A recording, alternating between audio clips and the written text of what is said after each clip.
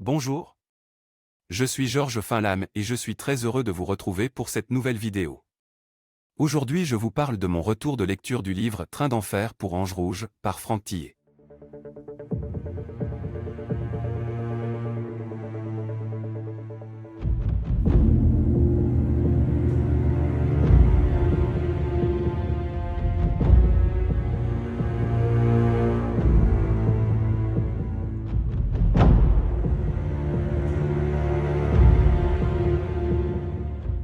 Franck Thillet est un auteur français né en 1973, dont l'œuvre est principalement centrée sur le thriller et le polar.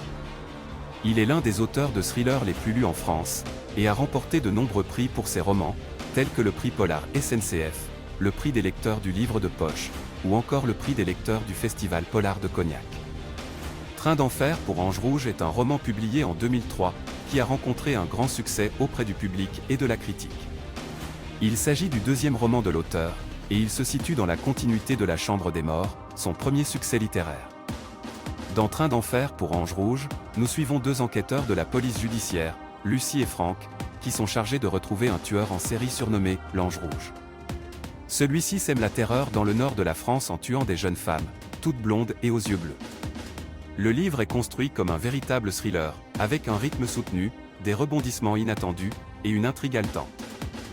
Franck Thillet y déploie son talent pour créer une atmosphère oppressante et angoissante, qui tient le lecteur en haleine jusqu'à la dernière page. Je suis vraiment ravi d'avoir pu découvrir ce livre, et j'ai hâte de vous en dire plus dans les prochains points de cette vidéo.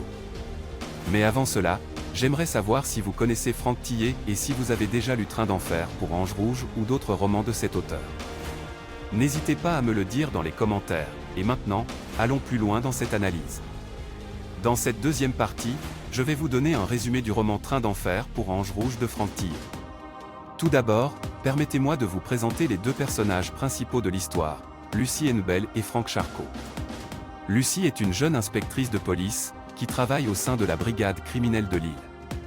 Elle est mariée et a une petite fille. Quant à Franck, il est également inspecteur, mais au sein de la police judiciaire de Paris. Il est récemment divorcé et a perdu sa fille dans un accident de voiture. L'histoire débute avec la découverte du corps d'une jeune femme blonde, retrouvée étranglée dans un train en provenance de Paris.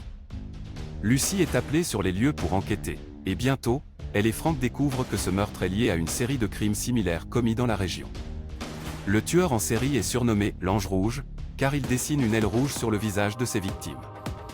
Au fil de leur enquête, Lucie et Franck découvrent que l'Ange Rouge a une méthode très particulière pour choisir ses victimes. Il s'inspire d'un tableau de Gustav Klimt, intitulé La vie, qui représente une femme blonde aux yeux bleus.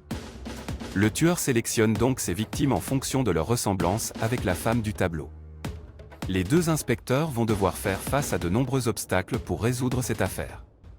Entre les fausses pistes, les suspects potentiels et les tensions entre les deux brigades de police, l'enquête est loin d'être facile. Et lorsque Franck découvre que sa fille pourrait être une des prochaines victimes de l'Ange Rouge, la tension monte d'un cran. Je ne vais pas vous en dire plus pour ne pas vous spoiler, mais sachez que ce roman est un véritable page-turner, qui vous tiendra en haleine jusqu'à la dernière page.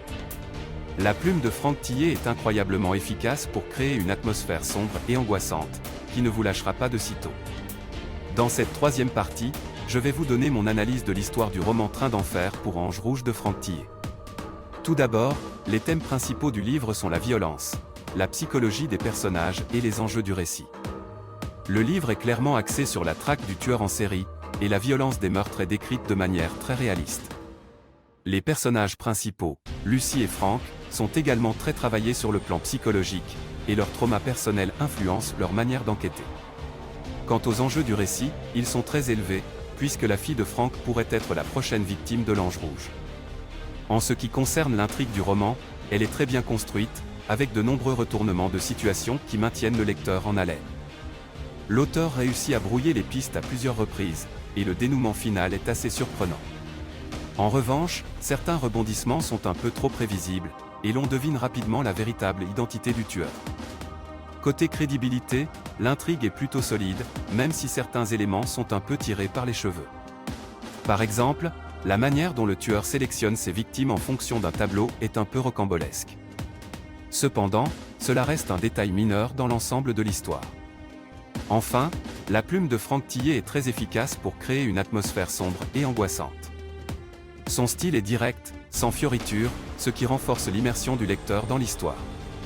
Le vocabulaire est précis et choisi avec soin, et le rythme de l'écriture est soutenu, sans pour autant être trop rapide. En conclusion, Train d'enfer pour Ange Rouge est un excellent roman policier, qui mêle habilement la psychologie des personnages à une intrigue captivante.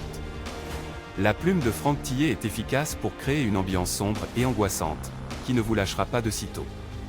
Si vous aimez les thrillers psychologiques, je vous recommande vivement ce livre. Cependant, le but de cette vidéo n'était pas réellement de vous parler de ce roman mais bien d'intelligence artificielle. Aujourd'hui, je vous ai démontré qu'il m'était tout à fait possible de vous présenter un retour de lecture avec un visage qui n'est pas le mien, un texte que je n'ai pas écrit, une voix qui n'est pas la mienne et en parlant d'un livre que je n'ai pas lu. En effet, plus de 90% de cette vidéo a été conçue grâce à l'intelligence artificielle. Alors, c'est dans ce futur-là que vous avez envie de vivre ? C'était Georges Finlame et je vous dis à bientôt pour une nouvelle vidéo.